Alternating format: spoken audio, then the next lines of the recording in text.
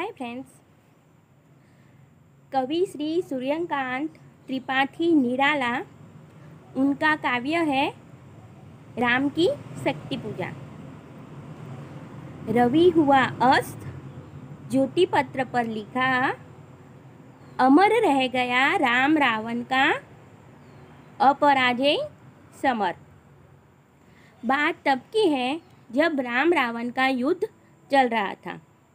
रावण ने राम की सेना को तहस नहस कर दिया था। राम है जो रावण को परास्त नहीं कर पा रहे थे। फिर शाम को लौट के शिविर में सब बैठे थे। जामवंत, सुग्रीव, विभीषण, राम जी बैठे थे, पीछे लक्ष्मण जी खड़े थे और चरणों में हनुमान जी थे। तब राम ने कहा कि रावण अकेला नहीं लड़ रहा है, रावण के साथ शक्ति है जो लड़ रही है। जबकि वो तो अधर्म की लड़ाई लड़ रहा है, फिर भी शक्ति उनका साथ दे रही है। तभी जाम्बवन ने कहा, जो कि हम कहते हैं ना, जाम्बवन जी जो है वो सबसे बुजुर्ग, सबसे सीनियर और बुद्धिमान थे और कहते हैं और अनुभवी भी थे। कहते हैं ना कि सलाह लेनी है तो हमेशा एक अनुभवी इंसान की ही लेनी चाहिए। तो जामवन ने राम से कहा कि रावण ने देवी की आराधना की है और देवी को, माँ शक्ति को प्रसन्न किया है। जब बात आराधना की है तो आप भी आराधना को आराधना से जीतिए। आप भी माँ शक्ति को प्रसन्न कीजिए। माँ शक्ति को नीले कमल पसंद है। 108 नीले कमल माँ शक्ति को चढ़ाइए और उनकी पूजा अर्चना कीजिए। आप पूजा में बैठ जाइए, इस तरफ युद्ध हम लोग देख लेंगे। प्रभु श्री राम पूजा में बैठ गए। हनुमान जी को आदेश के मुताबिक कहा गया कि 108 नीले कमल ले आइए। वो ले आए और राम जी पूजा में बैठ गए। 1 दिन, 2 दिन, 8, ऐसे करके 9वां दिन आ गया। 107वां फूल नीलकमल चढ़ाए प्रभु श्री राम माँ शक्ति को। जैसे ही आखिरी कमल बचा था, नीलकमल, तभी माँ शक्ति को ख्याल आया कि क्यों ना इस साधक की परीक्षा ले जाए, एग्ज़ाम लिया जाए। तभी माँ शक्ति ने वो जो 108वां नीला कमल था उसको गायब कर दिया। प्रभु श्री राम आराधना में लीन थे और जैसे ही वो 108वां नीलकमल लेने गए तो थाली में कुछ नहीं था, उनके हाथ कुछ नहीं लगा।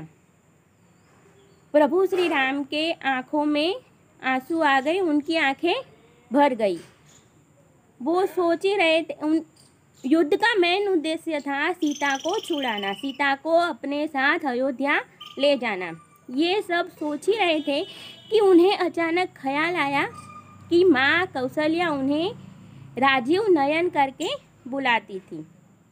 तभी उन्होंने तीर लिया और अपनी आँख में ऐसे निकालने के लिए ऐसे किया। तब भी माँ शक्ति प्रसन्न हुई और कहा, जय हो हे पुरुषोत्तम नवीन, तुम्हारी जय हो, कहकर महाशक्ति हुई राम के वदन में विलीन। माँ शक्ति ने राम को आशीर्वाद दिया और उनमें समा गई। और दूसरे दिन दशहरा, रावण का वध करके राम जीत गए। अधर्म पर धर्म की जीत हुई। फ्रेंड्स, कहते हैं ना कि श्री कृष्ण ने गीता जी में, भागवत में जैसा उपदेश दिया, जैसा उन्होंने कहा ऐसा हमें करना है और प्रभु श्री राम जैसे जिए ऐसे हमें जीना है। प्रभु श्री राम में इतने अच्छे गुण थे जिनको हमें अपनाना चाहिए।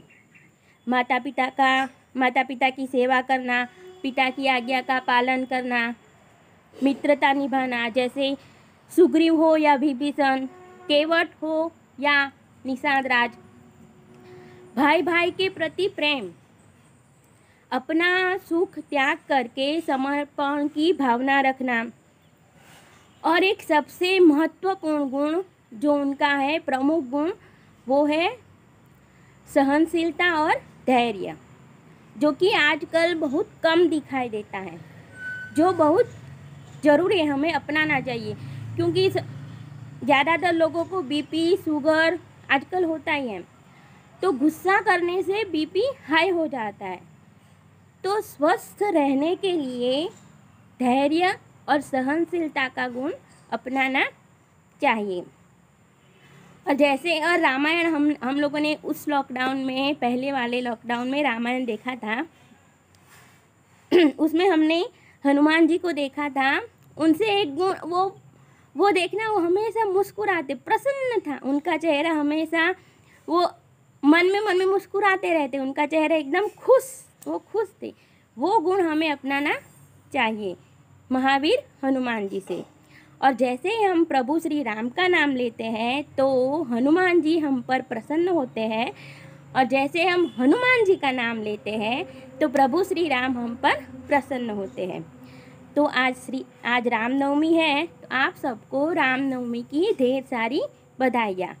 और हम हनुमान चालीसा का पाठ करके विश्व कल्याण की प्रार्थना करेंगे। सर्वे भवन्तु सुखिनः, सर्वे संतु निरामय। इस कोरोना काल से लड़ने की सबको शक्ति दे, हौसला दे, हिम्मत दे और सबको स्वस्थ रखे। जय जय श्री राम, जय श्री कृष्ण।